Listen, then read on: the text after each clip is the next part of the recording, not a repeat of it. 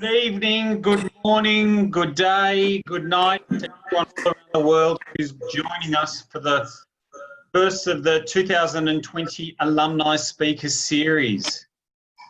Today's topic is leadership through crisis. We've got two fantastic panelists with me today. They're going to talk about their experiences from the front line. As you can see from the poster, we originally have Ben Lankin, who was to be the panelist and also one of the participants. Ben is currently, as it says, the Director of Current Customer Experience and Innovation at Opal Aged Care in Sydney. However, as a result of the current COVID crisis in Victoria, Ben has been deployed by his workplace down to Victoria to ensure that he can obtain the best possible outcomes for the residents of the aged care facilities that he helps manage. Okay, so unfortunately he can't be with us. However, Chris and Hardip are here with us today, all the way from Mumbai in India, and they're looking forward to sharing their experiences with you. I know from looking at the list, I know a number of you who were there, whether they be current staff or alumni or current students at the school. But for those who don't know me, my name is Tom Frawley. I'm a proud alumni of the school from 1993, and I'm currently working at the school as a learning facilitator. My two guests that I have here today, I'll introduce in just a minute, but just to get a little bit of background from the alumni point of view, we all got together and thought, how can we help the alumni? What can we do? And a few of us came up with this suggestion of doing a speaker series. So this is the inaugural one, and we hope that they'll continue into the future. We know that this year has been a year, like the ads say, like no other. You know, it all started from bushfires and now this crazy pandemic. So what we're going to do today is explore the role of leadership in crisis and see how people who have been there, our two guests, can do such a thing. So my first guest is Chris Franzen. He graduated from the Australian International Hotel School in Canberra, our sister school, in 1997. He's currently the Area Vice President and General Manager of the Grand Hyatt in Mumbai and residence in Mumbai. He's got some fascinating stories to tell, particularly from his experience of growing up in Zermatt in Switzerland, training as a chef and a sommelier, working all around the globe, to being with his current role that he is now. Through that experience, he was in a hotel during the spring uprising. He's negotiated some tricky trade embargoes after the 2015 Nepalese earthquake, and now he's responsible for 10 hotels in the Indian subcontinent. So he lives in Mumbai, a city of 23 million people, and from my conversations that I've had with him so far, I look forward to learning more from him today. Hardip graduated from the Blue Mountains International Hotel Management School in 1996, and he's currently the General Manager of the Hyatt Regency in Mumbai. He is from Mumbai himself, so he's nice that he's in his home city. And he's also got a Bachelor of Commerce from the University of Bombay in India. Okay, both of them, as you can see, have had successful careers within their area, and we look forward to this today. Okay, so Chris, the first question I might direct towards you. Tell us a little bit about what's happening in India, and more specifically Mumbai. We know that at the moment India has the third largest case in the world. If you could tell me what you're doing and how you're preparing to talk about the safety. Well, first and foremost, good evening to Australia from the Indian subcontinent. It is an absolute pleasure to be one of the first panelists of this series from the BMIHMS. And of course, also the speakers, all the attendees, and Hardip and me go back a bit longer. Hardip and me together in the Middle East as well. So I have a very special relationship with Hardip.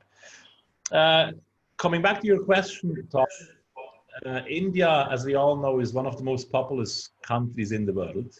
So by nature, it's very difficult to any sort of pandemic that's infectious, right?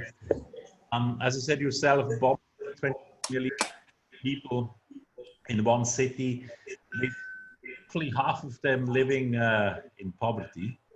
So it's almost impossible to control that. However, the Indian government has done a relatively good job early on, locking down the country 4 months ago. So we just entered the 5th month of lockdown in this city.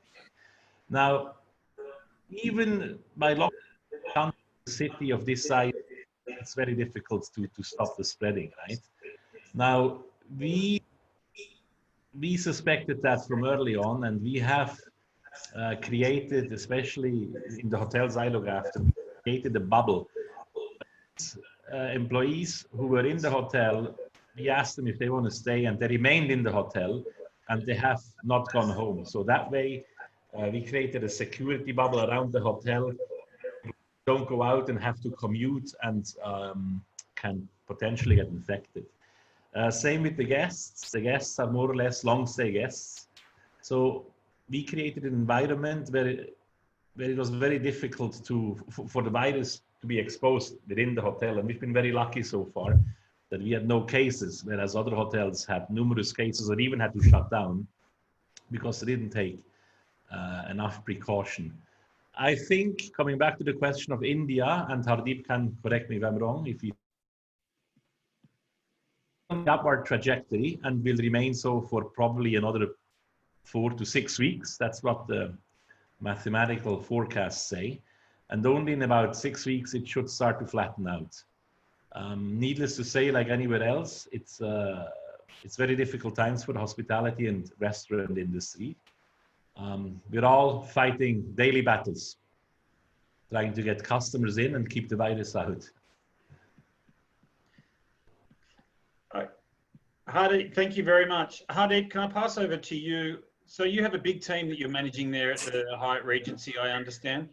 Can you just outline some of the biggest challenges that you faced during this pandemic?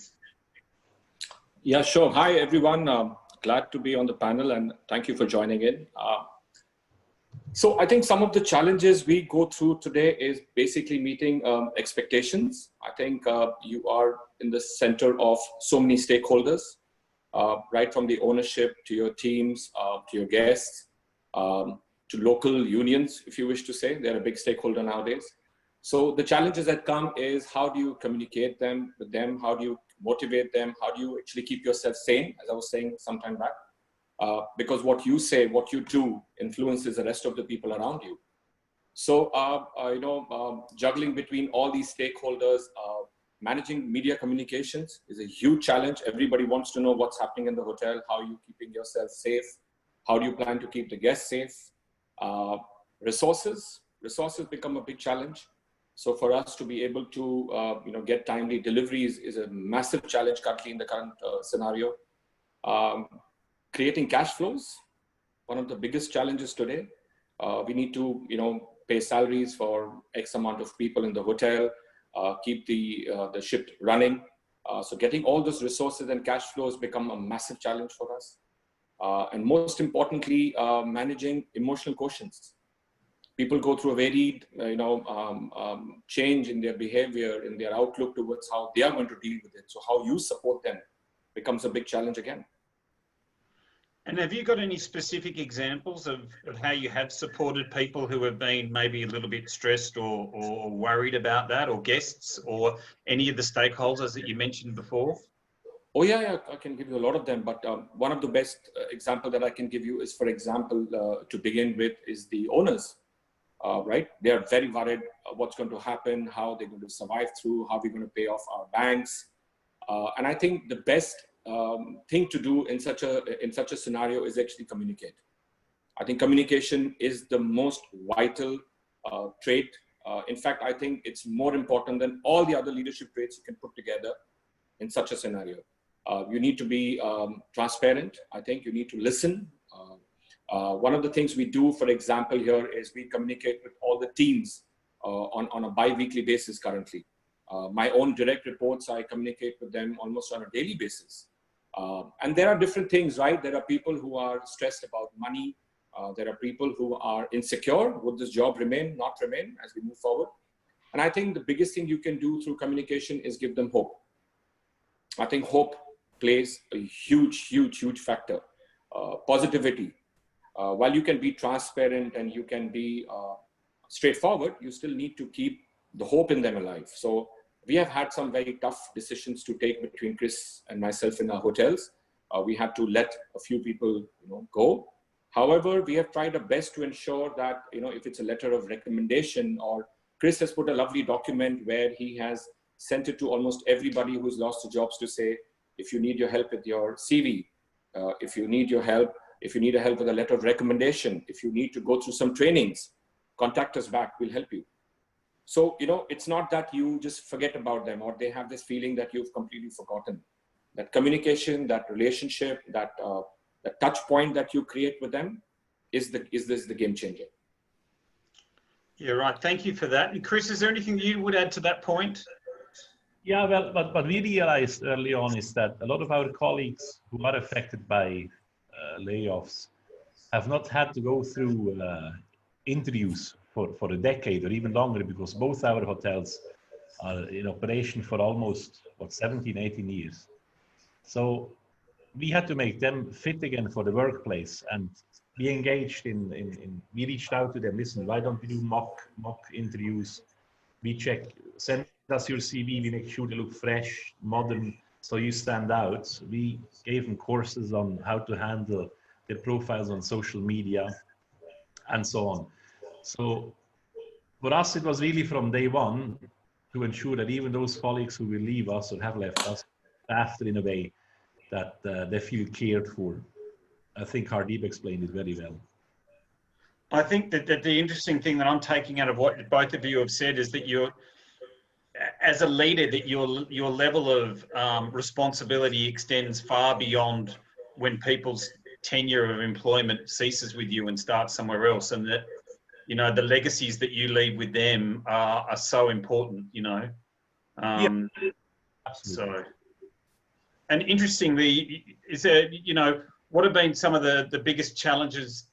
Well, one of the things that I was thinking about was, and we talked about it just earlier, is that leaders come under intense scrutiny, during these times of crisis. The example was President Bush's response after Cyclone Katrina was less than adequate. However, where he didn't really get down on the ground. However, after the 2001 9/11 bombs, he was able to, he lifted his game somewhat. We saw the same thing in Australia with Scott Morrison, during the recent bushfires, wasn't well received the way that he handled that crisis. However, for all intents and purposes, seems to be doing an effective job. My question is this, do crises such as these, or any crises, do they define you as a leader? And what advice would you give to people in preparing for such things? I think it's very difficult to prepare for any crisis like we face right now, or some crises that Hardip and me face together. I think what is most important is that you show leadership from the ground, that you're there with your teams from the front. As Hardip mentioned very clearly, communication is key. I think to be seen as being decisive is most important. And look, you may get some decisions wrong. It's very clear that they will not go all the right way. And just don't be afraid of making mistakes by making decisions, because I had one situation where we had to evacuate a hotel in Muscat during the floods. And it was not a Hyatt, but the other GM called me to come in and help him with the evacuation. And it was terrible. I mean, the first 2 floors were already underwater of the hotel. And we started evacuating his guests and employees. But what I realized is that no one who was looking for help or assistance realized that this guy is the GM, because he didn't really behave like a leader in that situation. Which meant that whatever he achieve and do, get executed. Recognize his leadership at the time, right? So that really taught me a lesson very early on, that you have to be a decisive leader when it comes to such situations. What didn't help the situation is when I started evacuating hotel guests, I realized that the first people that were evacuated were actually his own family. So that didn't really send the right message as well, right? Take care of others first before you look after yourself and your family. So yeah, it is rather important that you're there on the ground. And this is what went wrong during Hurricane Katrina with George Bush, right? He showed up in his Air Force One 747 and took a few rounds, 35 minutes above New Orleans, without putting his feet on the ground until a few days later. Whereas during 9/11, he stood after 3 days on the site of the World Trade Center and gave an unscripted speech from the heart. And not just the US, at the time, the whole world was probably standing behind him, right? With a few exceptions. So that shows you the same leader, two different situations, completely different approach. Once it was considered a failure, with the other one, he was a leader. Going back to what you said about making decisions, the other thing that I was thinking about was that great speech that was made very early on by the executive director of the WHO, Dr. Michael Ryan, when he was talking about Ebola outbreaks, and he said that perfection is the enemy of good, and that speed trumps perfection, and that people are too afraid to make a decision. We've become too risk averse. Do you agree with that statement, or what do you think about that statement, particularly because we all work in the hospitality industry and we know that, you know, perfection is something that that we need to strive for? Sorry, Tom, was that for me or for Hardip? Sorry, I was just saying with the, you know, based on your experience, you know, does speed beat perfection? And how does that differ from day-to-day operations in a hotel to something in a crisis where we are now? So if you, sorry, go ahead, Chris. No, Hardip, you go ahead. Follow up. I think my take on that would be that, you know, during such crisis, it's about safety, not really perfection. It's about containing that particular situation. And sometimes the decisions you make may not seem perfect, may not seem 5-star oriented, as you would like to call them. But I think the important part is to keep everybody safe and together. So as an example, currently Chris and I operate hotels where the services are very limited. Situations are not very, we try to be flexible, but maybe the situation may not allow. And that does hamper or make certain guests feel that the experience is not 5-star. It's not perfect as they would have envisioned it. But I think in such situation, it's all about holding and safeguarding the business, the interest, the guests, and your staff, of course. And okay. I believe that that fine line can be, you know, erased once in a while. I think this is the time to do it. All the other times of our business, we always try to strive for perfection, but I think this is the time when you can take the liberty and say, well, this is how the things are going to work, because it involves a lot more other things at stake than just giving a perfect service. That's what I think. And a lot of what you're saying comes back to what we were talking about before, which was transparent communication. How do you ensure that you are effectively communicating and that your communication is transparent? See, I think first thing that we both, I'm 100% sure Chris would agree, and so would you guys at panel. I think it's about information. People should know exactly the way things are. You know, if you try to paint it with a little bit of a color or make it a bit rosy, and when things open up, that's where you actually fall into a bit of a trap. Because at that time, your communication skills, I mean, not your skills actually, your communication or what you actually intended to communicate may not sound genuine anymore. So I think in such crisis, you never give somebody a chance to doubt you or your decision-making or your ability to anticipate. See, what we're doing is a lot of anticipation in these kind of scenarios. There's no structured document that either of us have to say what exactly you're going to do in this situation. It changes within the minutes. A good example I can share with you is, which I was telling Chris the other day. There was a big scare in the hotel. It was a Sunday, I was asleep, and suddenly I get a call to say there are 2 guests who are positive.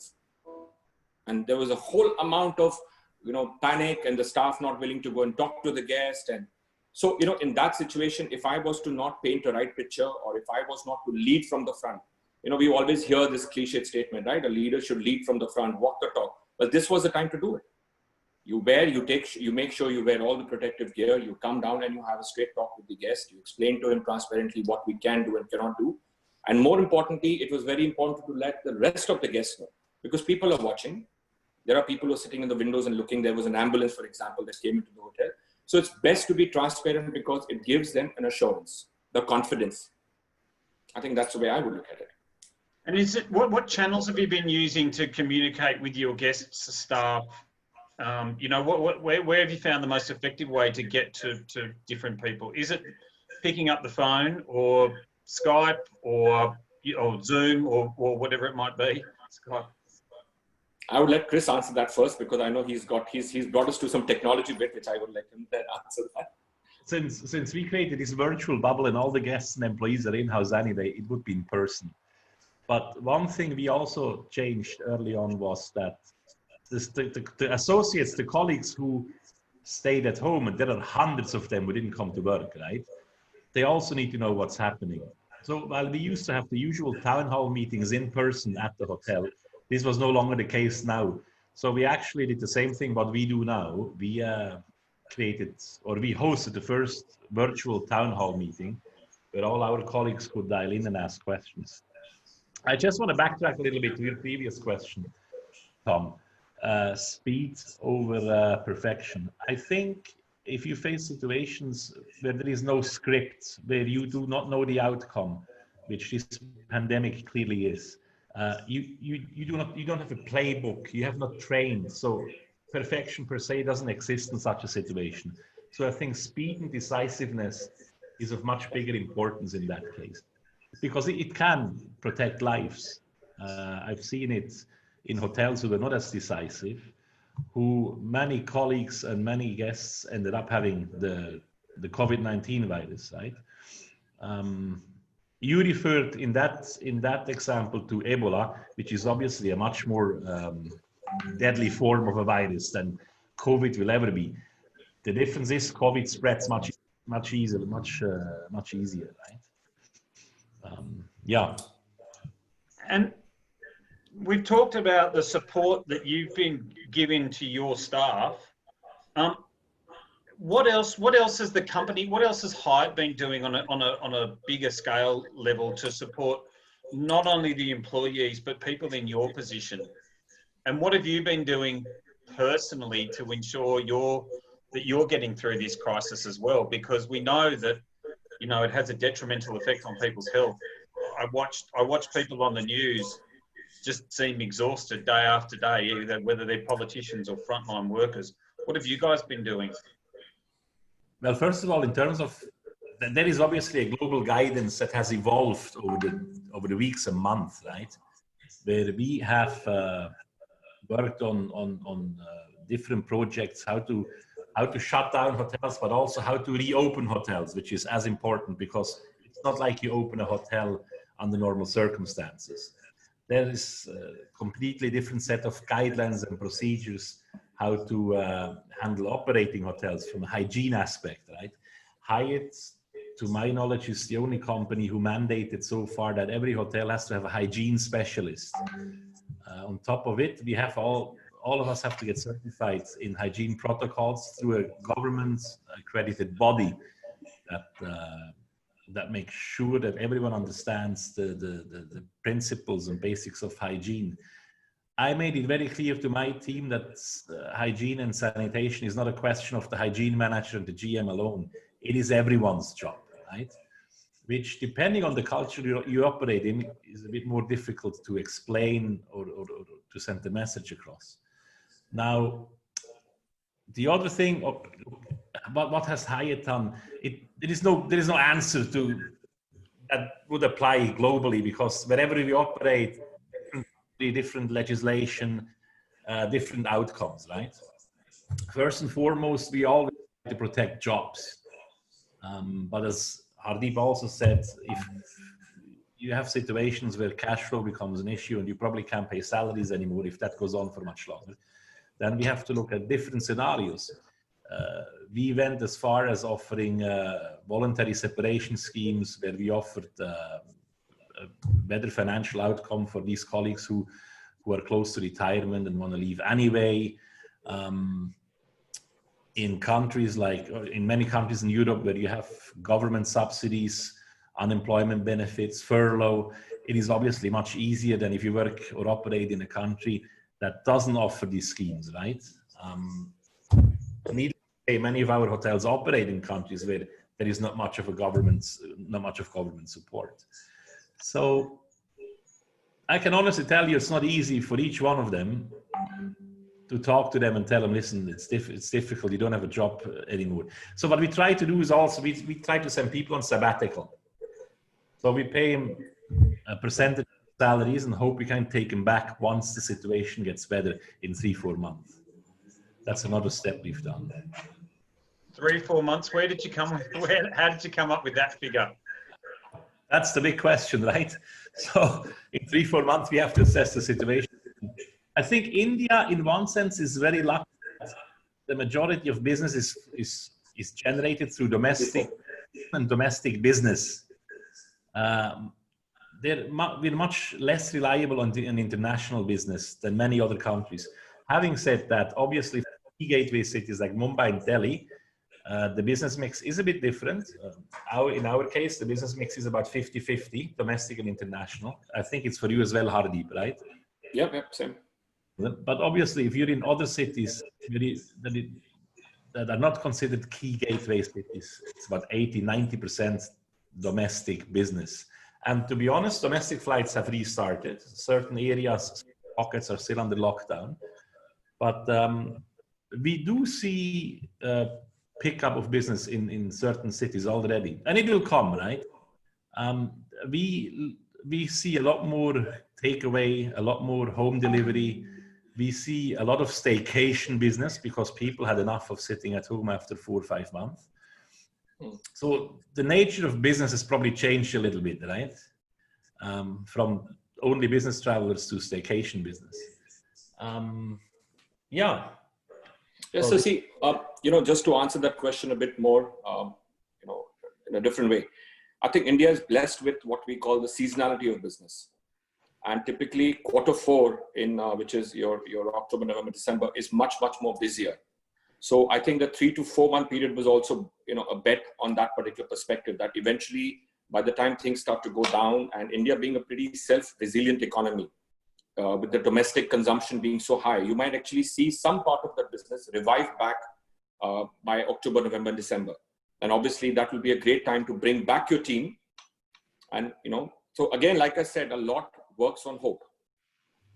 Otherwise people are going to panic. They're going to actually think what's going to happen with them next. So I think it gives them a bit of a thought process that there is light at the end of the tunnel. It's just a matter of 2 or 3 months. And then there is a hope that we can come back and opportunity that we can come back. And I think what Chris has just said, the domestic market and the airlines opening up is already giving us that little bit of feelers, You can see that little, trickling of business that may start. So it's just a matter of all cities coming together and opening up. I think it should help to bring back the team that has been set on a sabbatical as an example. And to go back to the question I asked before about, the support from high. What about both of you on a personal level? How have you coped with the situation? What have you been doing to keep your sanity or to keep, to be able to get up every day and knowing that there are so many people who are relying on you to guide them? How do you guys do it?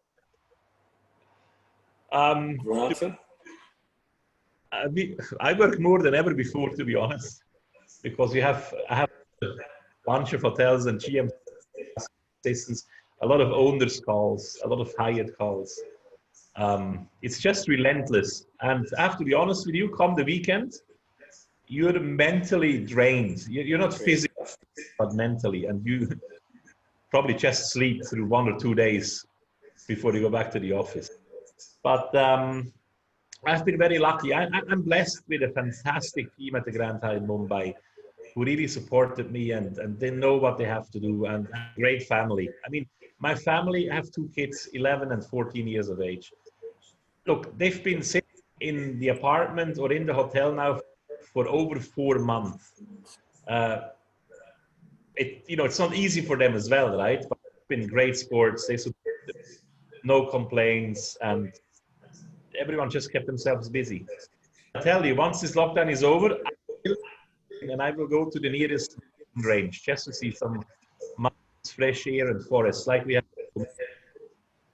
That's what I. When we open up the borders, you can come back and visit us at the Blue Mountains. We'd love to see you. Oh, absolutely. The air is beautiful to hear at the moment, albeit that it's the middle of winter. Yeah, which I don't mind. But my wife is Australian, by the way, so we've been to Australia many times. He's from Canberra. Oh, well, you need to come to Lura. I will. So yeah, I just think, what Chris is saying, the second part of his answer is where the key is. I think the family.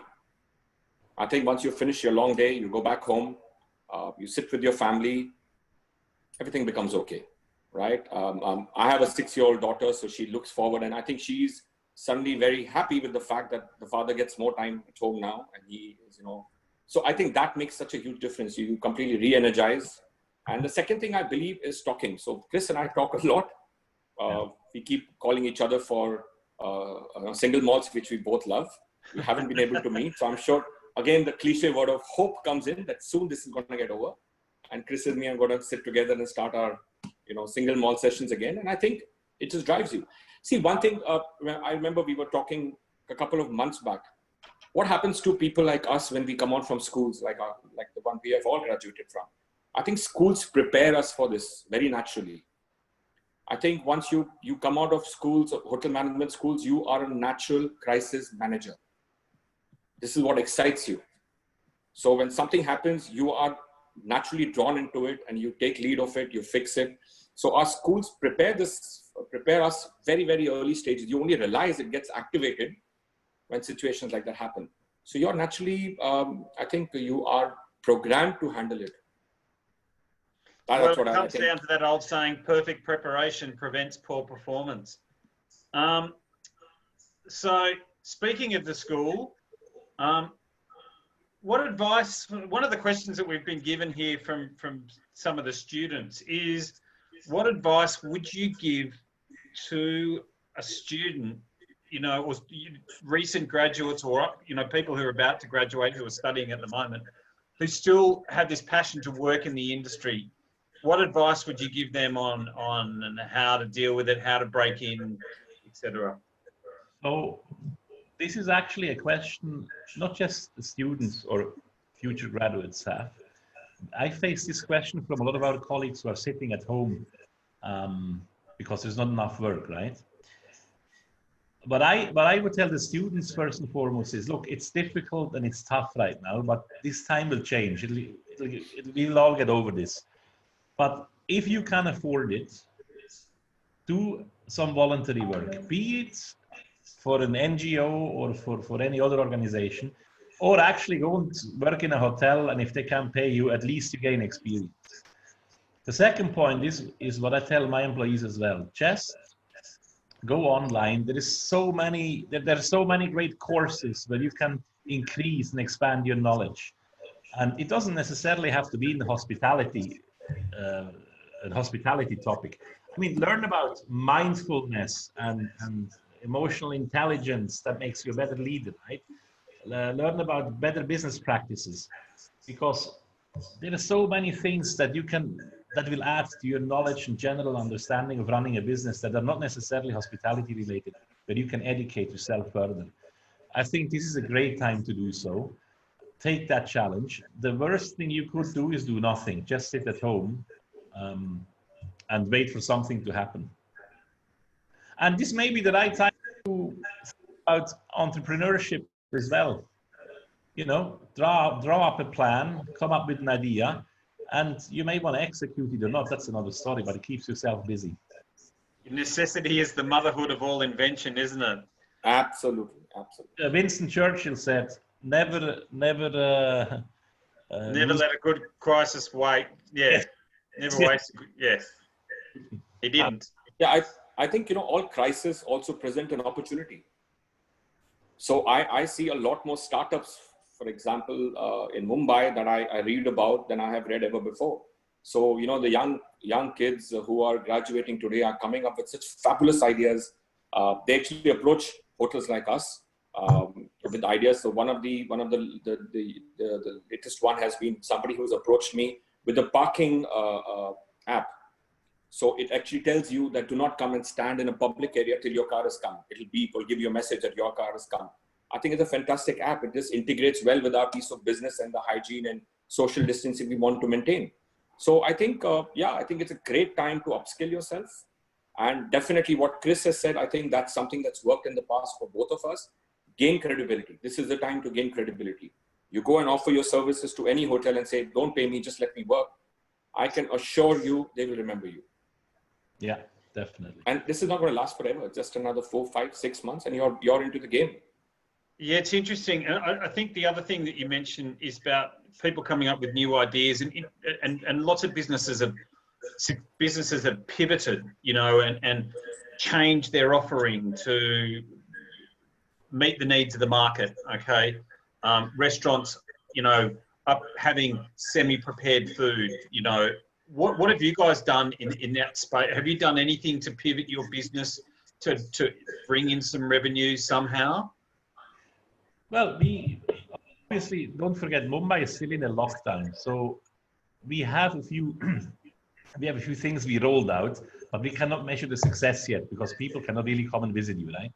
So one thing we do, for example, is Hyatt at Home, where you choose the menu you want, and we only give you the ingredients. You cook yourself. It's not take home delivery in that sense, but it gives you something to do while you're in lockdown. Along with the ingredients, you get a photo how it should look like. You get the full recipe and the preparation and everything. The other thing we just roll out is there is much more need for privacy. You don't want to meet in the public area, in the lobby lounge and so on. So we launched a package which seems to gain a lot of interest, where you book your normal hotel room and you get the adjoining or meeting room at half the price, and we set up your office in there. So if you're a business traveler coming to Mumbai for 2 or 3 days, you get the second room for half the price, and this will be your office. We take the bed out, we have a proper office set up. You can meet the clients you have to meet, right? And you're not exposing yourself to other people in the lobby, in the public areas, and so on.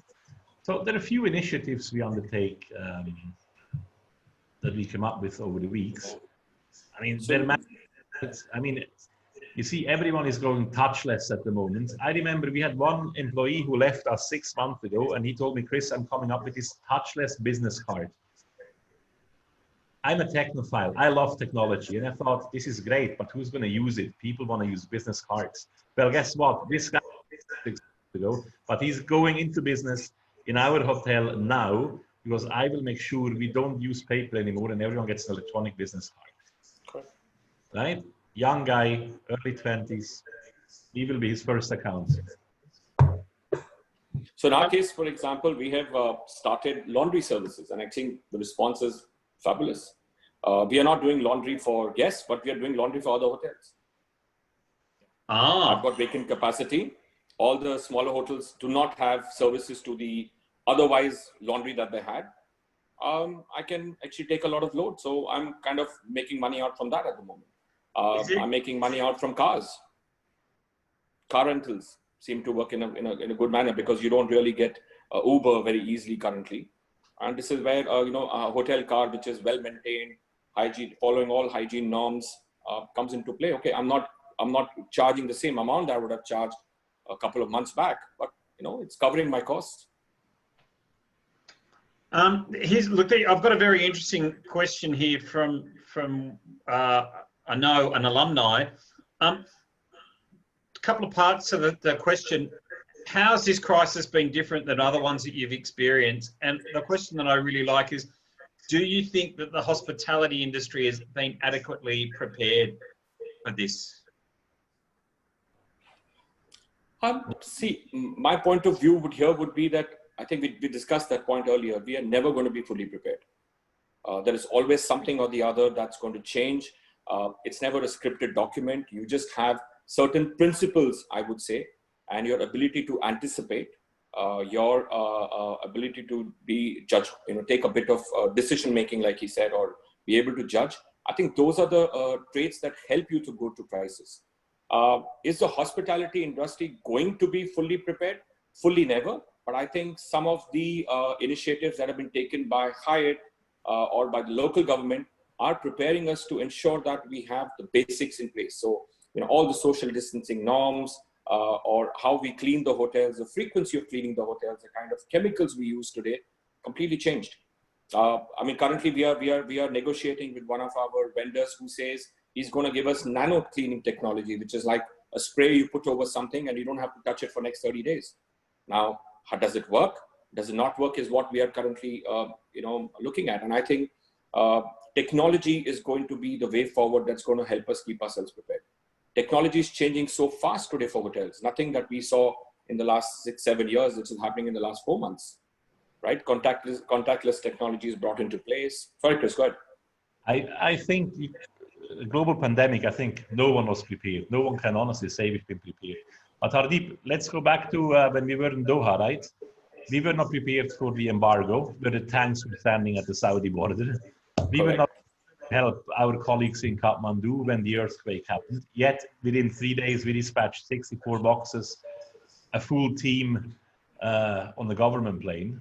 We were the first ones in Kathmandu at the time. No, I don't think you can prepare. I think it comes down to the leadership team in place. And as I said, I worked with Hardip in Doha. We faced some crises as well. And it worked beautifully together because no egos are in play, right? As soon as egos come into play, you're going to have a massive issue. I think the willingness, you should have, I think hospitality individuals have this, the big heart, I love to call them. You should have the willingness to face a crisis. So when we were in Doha, that crisis was not really in Qatar. It was in Kathmandu. But I think both of us think so alike. And he says, he called all of us and said, guys, we need to help them out. And in a matter of 2 days, we were fully ready. He was able to get some support from the from the Qatar Airways people who were more than helpful to get a plane, get a team on board, get medical supplies to them. So I think it's the willingness. Once you have that, I think solutions come forward. Right. Okay. And does it change location to location, or do you think that they're similar no matter where you are in the world, these dealing with these kinds of crises? I think they do change slightly depending on the resources that are available to you. That would be one factor. Right. But I think the beauty is that you always find like-minded people. I think that is the amazing part of all of us, that if you want to do something, you always find like-minded people who are available in every part of the world. And that's what makes it happen. Yes. And other hotels, apart from the group, do you think that other hotels within Mumbai, are you in communication with them with what they're doing? Is there a bit of a bubble where you're supporting one another no matter what chain you're from?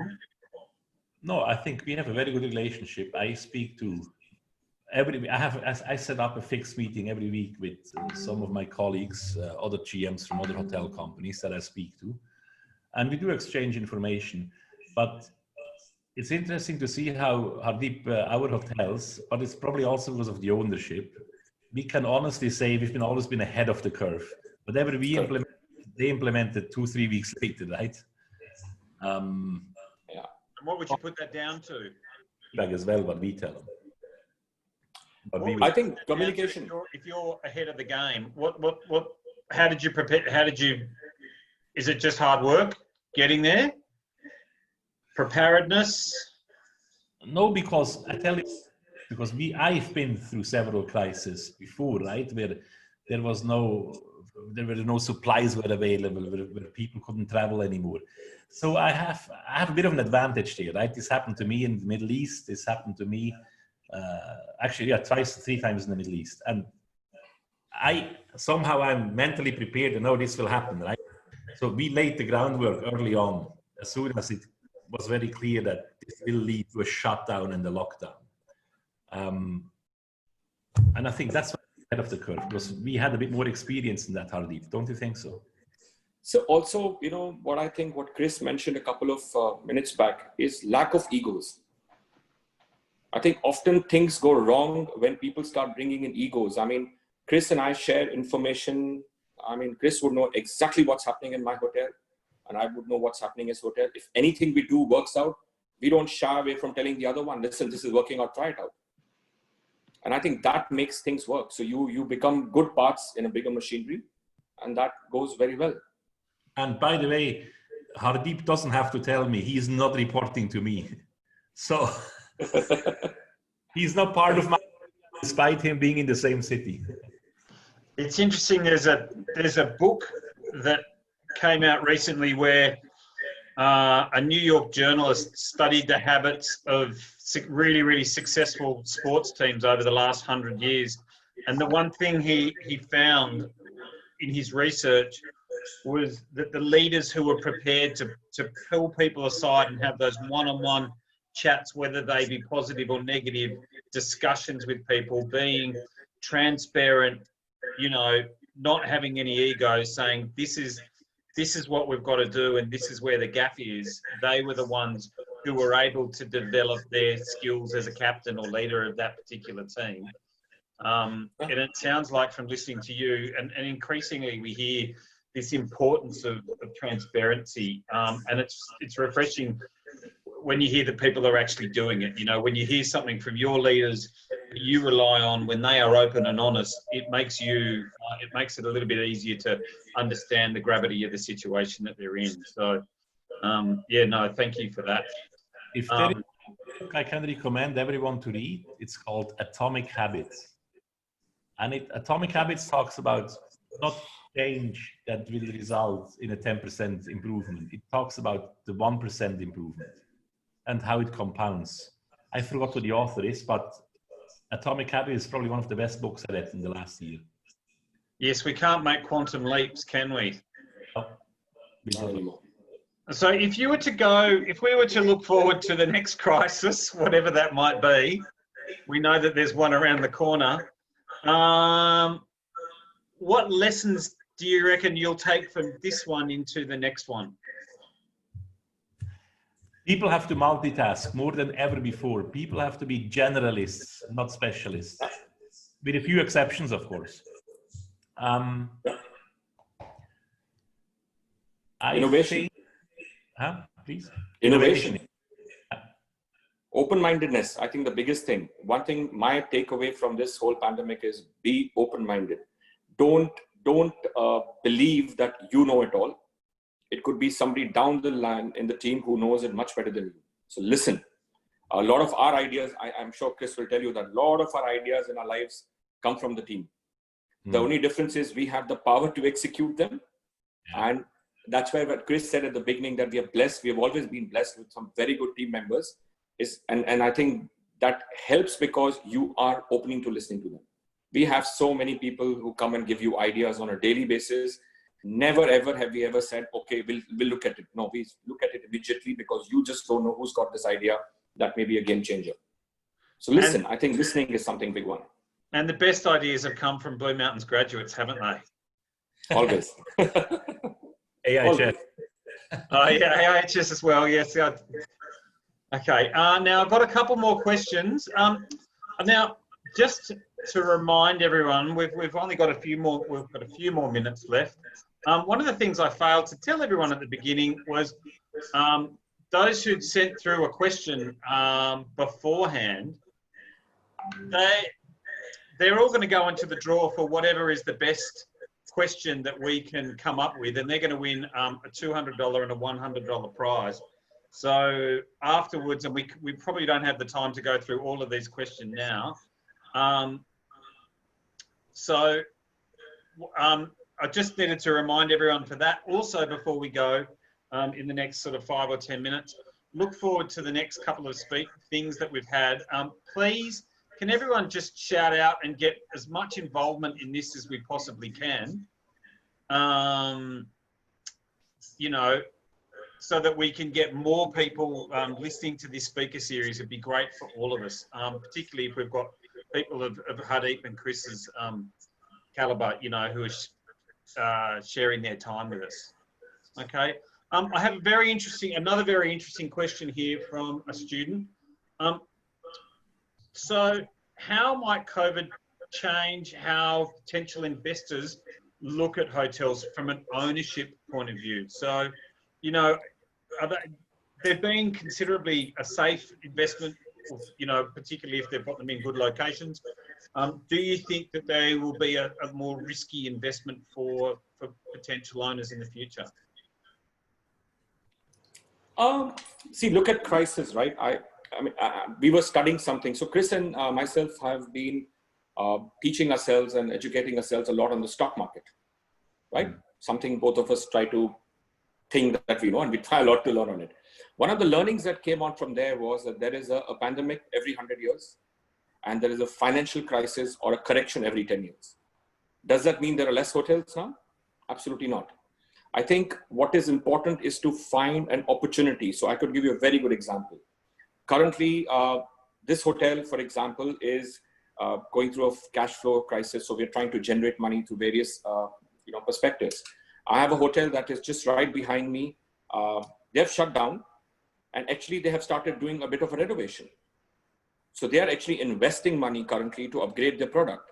So, you know, out of curiosity, I called him and I said, why would you do that right now? I mean, it's a cash flow issue.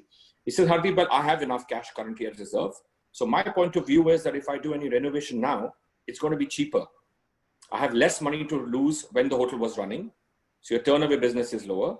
And second is he's done a study where he's realized that materials, labor, and so things have become slightly cheaper. So I think there is always an opportunity to look at in any kind of scenario, right? If I take you out from hotels and take you to stock market, Chris and I can tell you that we are making better money right now than what we would have made in terms of otherwise in stock market, because the opportunities do come up. I don't know if there are people who are logged in from India and they would be looking at one of the stocks called Life.